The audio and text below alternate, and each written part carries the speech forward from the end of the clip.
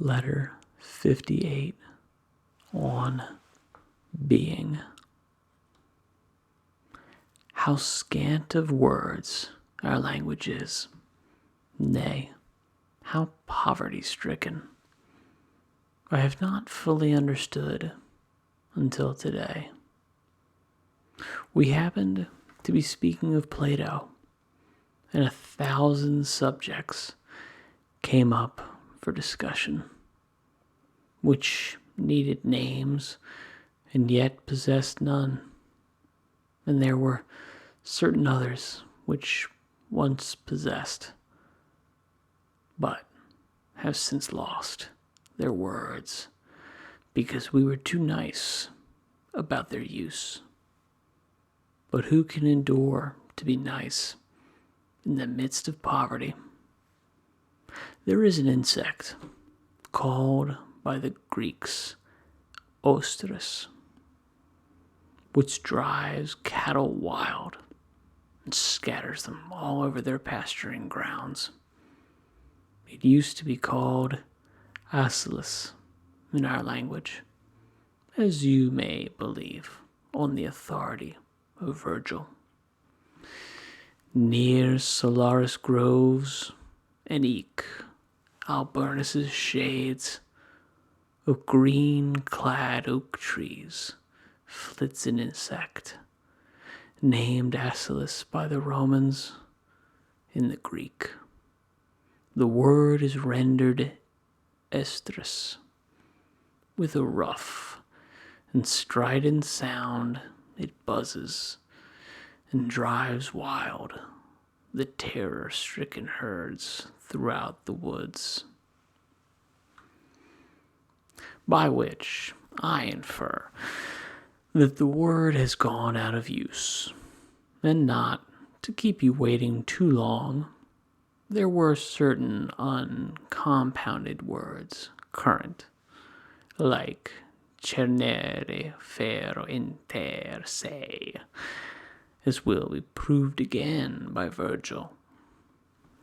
Great heroes, born in various lands, had come to settle matters mutually with the sword. This settling matters we now express by discernere. The plain word has become obsolete.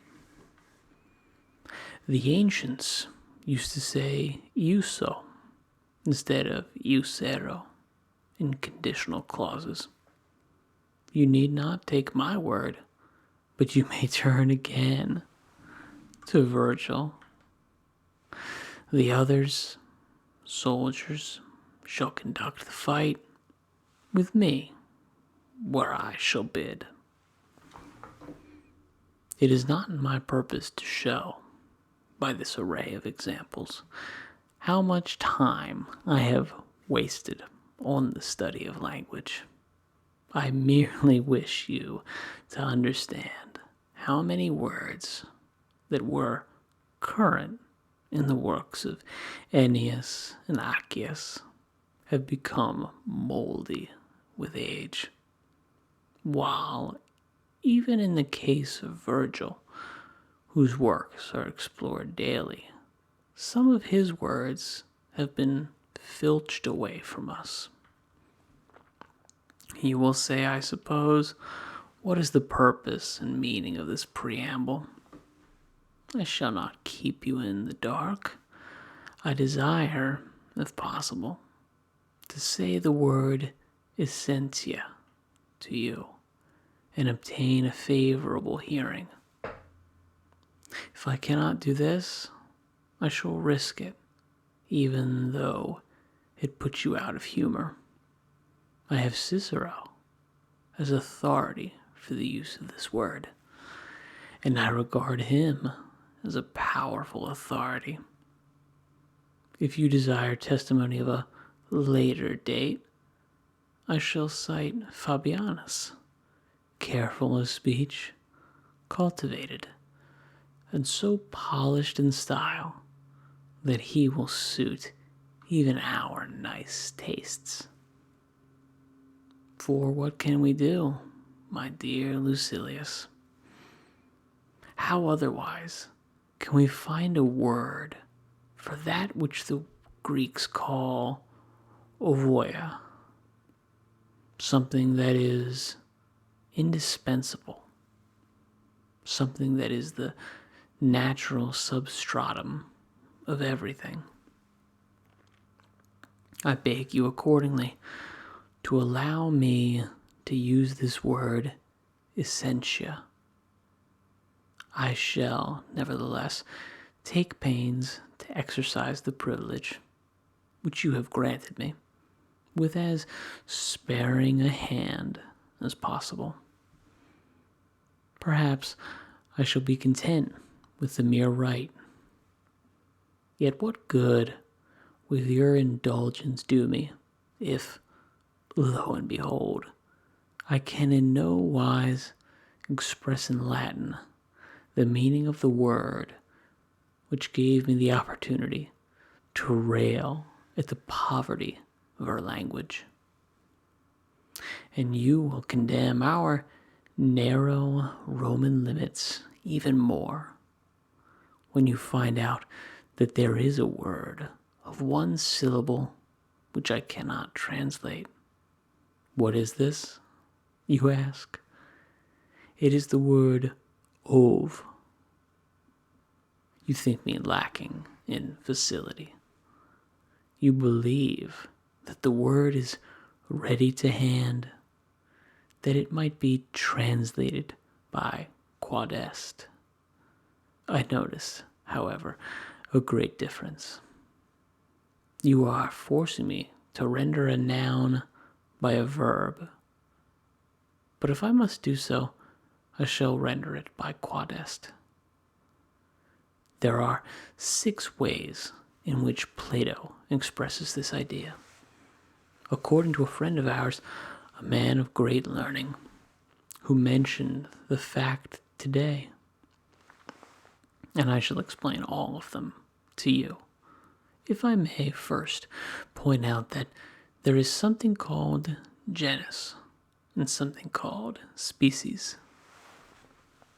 For the present, however, we are seeking the primary idea of genus, on which the others, the different species, depend, which is the source of all classification, the term under which universal ideas are embraced.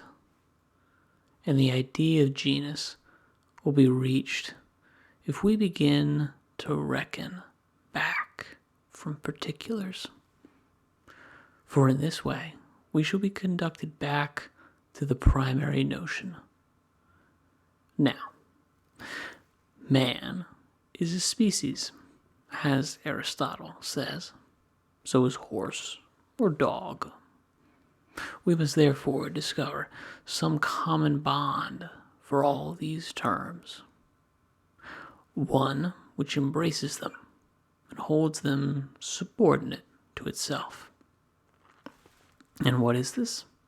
It is animal. And so there begins to be a genus, animal, including all these terms, man, horse, and dog.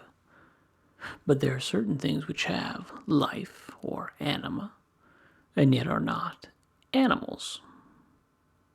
For it is agreed that plants and trees possess life, and that is why we speak of them as living and dying. Therefore, the term living things will occupy a still higher place, because both animals and plants are included in this category. Certain objects, however, lack life, such as rocks. There will, therefore, be another term to take precedence over living things, and that is substance. I shall classify substance by saying that all substances are either animate or inanimate. But there is still something superior to substance. For We speak of certain things as possessing substance, and certain things as lacking substance. What, then, will be the term from which these things are derived? It is that to which we lately gave an inappropriate name, that which exists.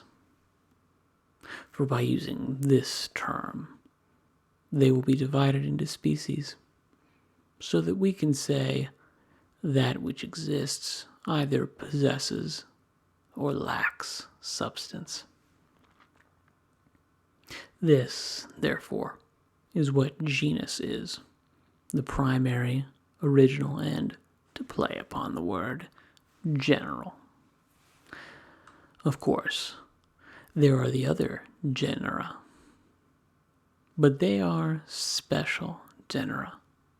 Man being, for example, a genus. For man comprises species by nations, Greek, Roman, Parthian, by colors, white, black, yellow. The term comprises individuals also, Cato, Cicero, Lucretius.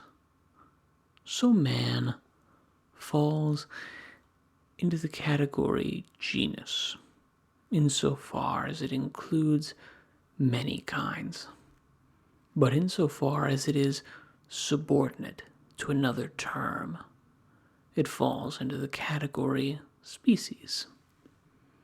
But the genus, that which exists, is general and has no term superior to it. It is the first term in the classification of things, and all things are included under it. The Stoics would set ahead of this still another genus, even more primary, concerning which I shall immediately speak, after proving that the genus which has been discussed above has rightly been placed first, being, as it is, capable of including everything. I therefore distribute that which exists into these two species, things with and things without substance. There is no third class. And how do I distribute substance? By saying that it is either animate or inanimate. And how do I distribute the animate? By saying certain things have mind, while others have only life. Or the idea may be expressed as follows. Certain things have the power of movement, of progress, of change, of position, while others are rooted in the ground. They are fed and they grow only through their roots. Again, into what species do I divide animals? They are either perishable or imperishable. Certain of the Stoics regard the primary genus as the something. I shall add the reasons they give for their belief. They say, in the order of nature, some things exist, and other things do not exist. And even the things that do not exist are really part of the order of nature. What these are will readily occur to the mind. For example, centaurs, giants, and all other figments of unsound reasoning, which have begun to have a definite shape although they have no bodily consistency. But I now return to the subject which I promised to discuss for you, namely, how it is that Plato divides all existing things in 6 different ways. The first class of that which exists cannot be grasped by the sight or by the touch or by any of the senses, but it can be grasped by the thought. Any generic conception, such as the generic idea, man, does not come within the range of the eyes, but man in particular does, as, for example, Cicero, Cato. The term animal is not seen, it is grasped by thought alone. A particular animal, however, is seen, for example, a horse, a dog. The second class of things which exist, according to Plato, is that which is prominent and stands out above everything else. This, he says, exists in a preeminent degree. The word poet is used indiscriminately, for this term is applied to all writers of verse. But among the Greeks, it has come to be the distinguishing mark of a single individual. You know that Homer is meant when you hear men say, the poet. What then is this preeminent being? God, surely, one who is greater and more powerful than anyone else.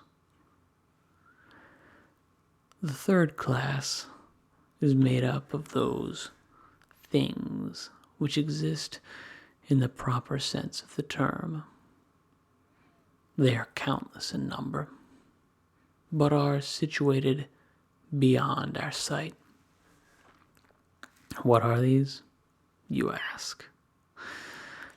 They are Plato's own furniture, so to speak.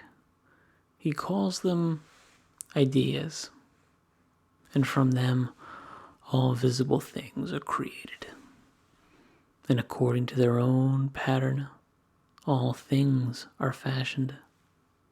They are immortal, unchangeable, inviolable.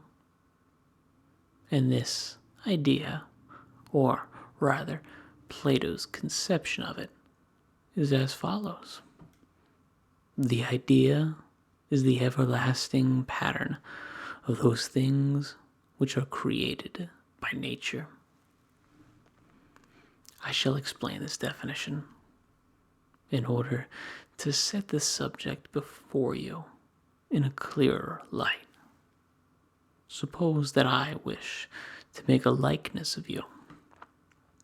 I possess in your own person the pattern of this picture, wherefrom my mind receives a certain outline, which it is to embody in its own handiwork.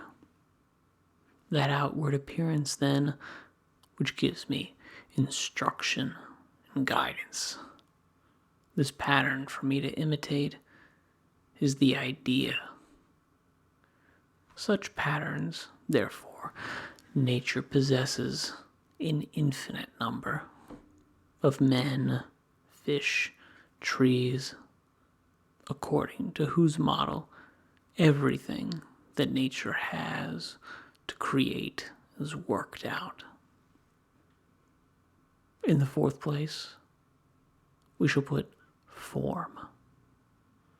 And if you would know what form means, you must pay close attention, calling Plato, and not me, to account for the difficulty of the subject. However, we cannot make fine distinctions without encountering difficulties. A moment ago, I made use of the artist as an illustration. When the artist desired to reproduce Virgil in colors, he would gaze upon Virgil himself. The idea was Virgil's outward appearance, and this was the pattern of the intended work. That which the artist draws from this idea and has embodied in his own work is the form. Do you ask me where the difference lies? The former is the pattern, while the latter is the shape taken from the pattern and embodied in the work. Our artist follows the one, but the other he creates. A statue has a certain external appearance. This external appearance of the statue is the form, and the pattern itself has a certain external appearance, by gazing upon which the sculptor has fashioned his statue. This is the idea. If you desire a further distinction, I will say that the form is in the artist's work, the idea outside his work, and not only outside it, but prior to it. The fifth class is made up of the things which exist in the usual sense of the term. These things are the first that have to do with us. Here we have all things, such as men, cattle, and things. In the sixth class goes all that which has a fictitious existence, like void or time. Whatever is concrete to the sight or touch, Plato does not include among the things which he believes to be existent in the strict sense of the term. These things are the first that have to do with us. Here we have all such things as men, cattle, and things, for they are in a state of flux, constantly diminishing or increasing. None of us is the same man in old age that he was in youth, nor the same on the morrow as on the day preceding. Our bodies are burned along like flowing waters. Every visible object accompanies time in its flight. Of the things which you see, nothing is fixed. Even I myself, as I comment on this change, am changed myself. This is just what Heraclitus says. We go down twice into the same river, and yet into a different river. For the stream still keeps the same name, but the water has already flowed past. Of course, this is much more evident in rivers than in human beings. Still, we mortals are also carried past in no less speedy a course, and this prompts me to marvel at our madness in cleaving with great affection to such a fleeting thing as the body, and in fearing lest some day we may die, when every instant means the death of our previous condition. Will you not stop fearing, lest that may happen once which really happens every day. So much for man, a substance that flows away and falls, exposed to every influence, but the universe too. Immortal and enduring as it is, changes and never remains the same. For though it has within itself all that it has had, it has it in a different way from that in which it has had it. It keeps changing its arrangement. Very well, say you. What good shall I get from all this fine reasoning? None, if you wish me to answer your question. Nevertheless, just as an engraver rests his eyes when they have long been under a strain and are weary, and calls them from their work, and feasts them, as the saying is, so we at times should slacken our minds and refresh them with some sort of entertainment. But let even your entertainment be work, and even from these various forms of entertainment you will select, if you have been watchful, something that may prove wholesome. That is my habit, Lucilius. I try to extract and render useful some element from every field of thought, no matter how far removed it may be from philosophy. Now, what could be less likely to reform character than the subjects which we have been discussing? And how can I be made a better man by the ideas of Plato? What can I draw from them that will put a check on my appetites? Perhaps the very thought that all these things which minister to our senses, which arouse and excite us, are by Plato denied a place among the things that really exist. Such things are therefore imaginary, and though they, for the moment, present a certain external appearance, yet they are in no case permanent or substantial. Nonetheless, we crave them as if they were always to exist, or as if we were always to possess them. We are weak, watery beings, standing in the midst of unrealities. Therefore, let us turn our minds to the things that are everlasting.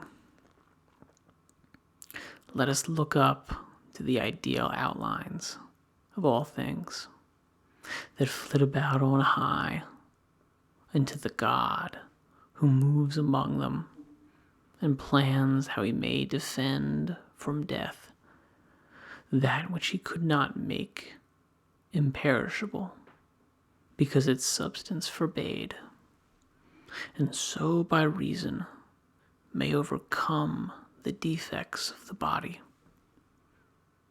For all things abide, not because they are everlasting, but because they are protected by the care of him who governs all things. But that which was imperishable would need no guardian. The master builder keeps them safe, overcoming the weakness of their fabric by his own power. Let us despise everything that is so little an object of value that it makes us doubt whether it exists at all. Let us, at the same time, reflect, seeing that Providence rescues from its perils the world itself. which is no less mortal than we ourselves.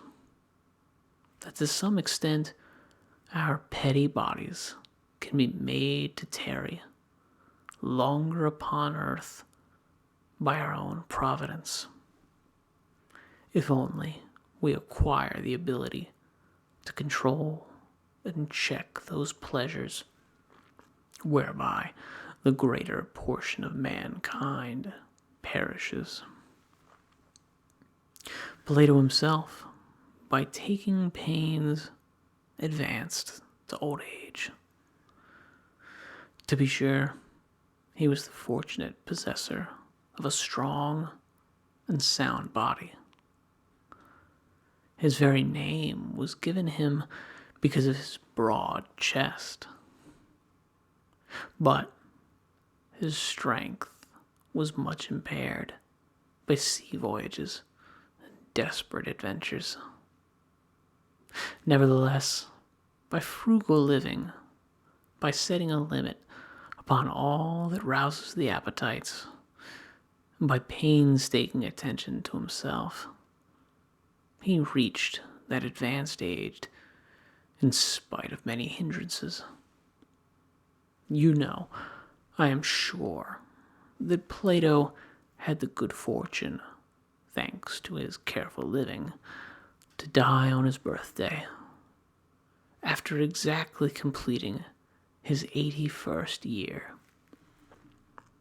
For this reason, wise men of the East, who happened to be in Athens at that time, sacrificed to him after his death, believing that his length of days was too full for a mortal man, since he had rounded out the perfect number of 9 times 9. I do not doubt that he would have been quite willing to forego a few days from this total, as well as the sacrifice.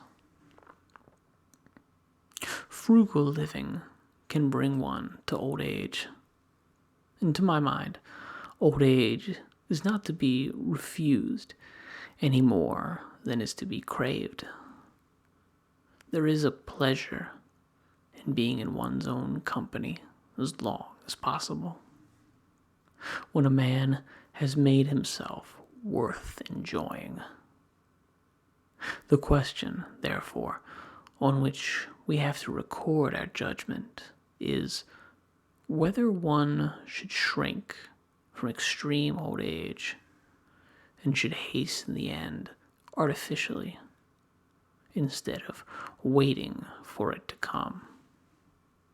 A man who sluggishly awaits his fate is almost a coward, just as he is immoderately given to wine, who drains the jar dry and sucks up even the dregs. But we shall ask this question also. Is the extremity of life the dregs, or is it the cleanest and purest part of all, provided only that the mind is unimpaired and the senses, still sound, give their support to the spirit, and the body is not worn out and dead before its time? For it makes a great deal of difference whether a man is lengthening his life or his death. But if the body is useless for service, why should one not free the struggling soul? Perhaps one ought to do this a little before the debt is due, lest, when it falls due, he may be unable to perform the act. And since the danger of living in wretchedness is greater than the danger of dying soon, he is a fool who refuses to stake a little time and win a hazard of great gain. Few have lasted through extreme old age to death without impairment, and many have lain inert making no use of themselves. How much more cruel, then, do you suppose it really is to have lost a portion of your life than to have lost your right to end that life? Do not hear me with reluctance, as if my statement applied directly to you, but weigh what I have to say. It is this, that I shall not abandon old age, if old age preserves me intact for myself, and intact as regards the better part of myself. But if old age begins to shatter my mind and pull its various faculties to pieces, if it leaves me, not life, but only the breath of life, I shall run out of a house that is crumbling and tottering. I shall not avoid illness by seeking death, as long as the illness is curable and does not impede my soul. I shall not lay violent hands upon myself just because I am in pain, for death under such circumstances is defeat. But if I find out that the pain must always be endured, I shall depart, not because of the pain, but because it will be a hindrance to me as regards all my reasons for living. He who dies just because he is in pain is a weakling, a coward. But he who lives merely to brave out his pain is a fool. But I am running on too long. And besides, there is matter here to fill a day. And how can a man end his life if he cannot end a letter? So farewell. This last word you will read with greater pleasure than all my deadly talk about death. Farewell.